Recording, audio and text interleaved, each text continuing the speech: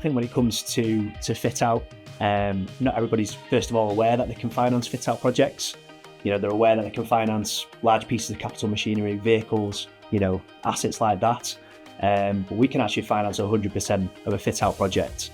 And part of what we do in terms of adding value to a customer is we'll educate them around, for sure, you know, certainly touching on return on investment and how else they can use that money in their business to get that return on investment.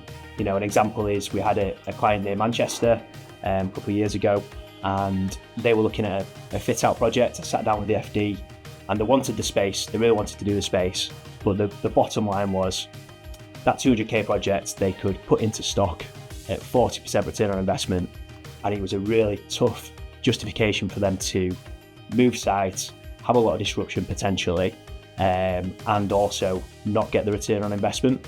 So buyers being able to finance that project, essentially they turned around to me at the end and said, look, if the finance is going to cost us less than 40%, then this is a no-brainer for us to finance this project.